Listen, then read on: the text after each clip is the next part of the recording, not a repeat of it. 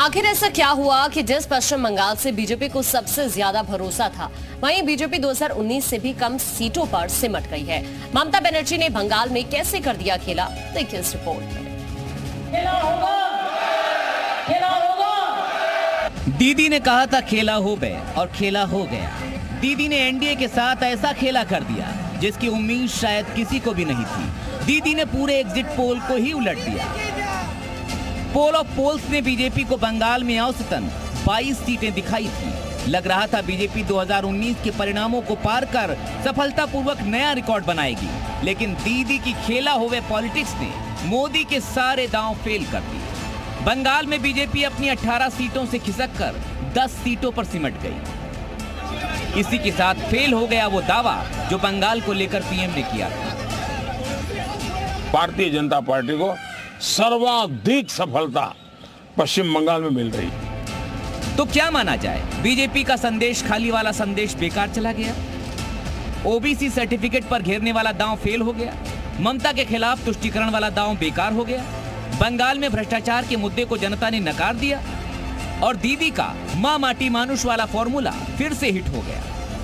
माना जाता है कि बंगाल की करीब 30% मुस्लिम आबादी सीधे तौर पर ममता का वोट बैंक है। ऐसे में बीजेपी ने बंगाल के 70% हिंदुओं को टारगेट किया था, लेकिन शायद बीजेपी का निशाना सही जगह लगा नहीं। ब्यूरो रिपोर्ट, जी मीडिया।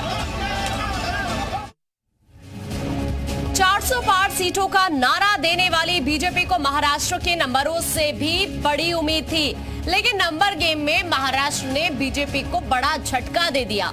खराब नतीजों के पीछे की वजह क्या रही है, आप खुद देखिए।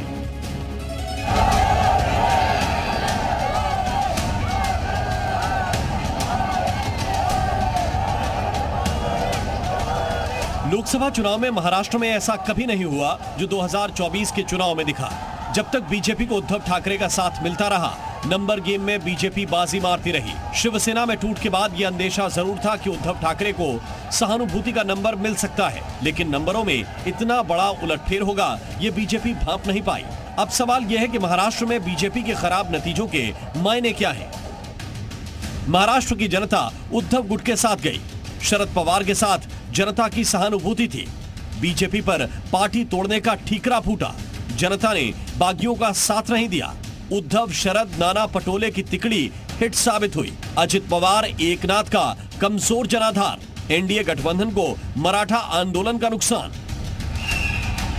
शायद यही वो वजह है जिसने महाराष्ट्र में बीजेपी को नकार दिया।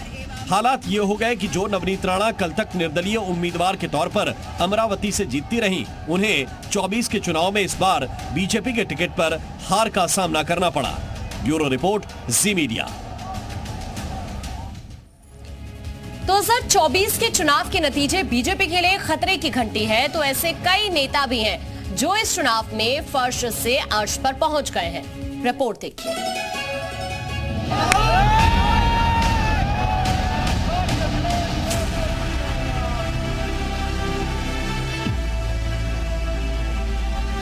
वो चेहरे जिनके लिए सियासी पिच पिछले कई सालों से कहीं न कहीं धूल फांक रहे थे, लेकिन 24 के चुनाव के नतीजे ने उनका चेहरा चमका दिया।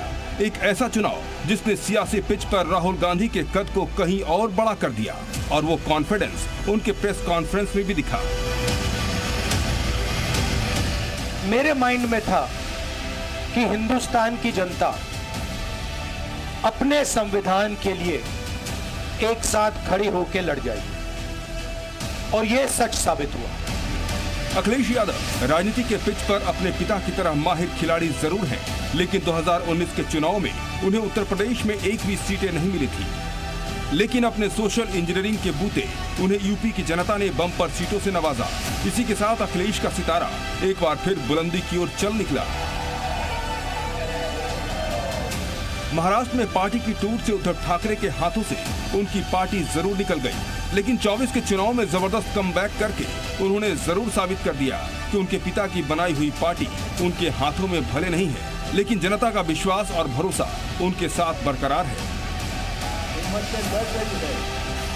चंद्रबाबू नायडू, जिन्होंने अपने बूते आंध्र प्रदेश में करीब 70 सीट वाईएसआर कांग्रेस का सुपड़ा साफ कर दिया और लंबे अरसे के बाद चंद्रबाबू नायडू और उनकी टीडीपी ने चमत्कारिक जीत हासिल करके एक बार फिर से खुद को स्थापित कर लिया है। ब्यूरो रिपोर्ट, जी मीडिया।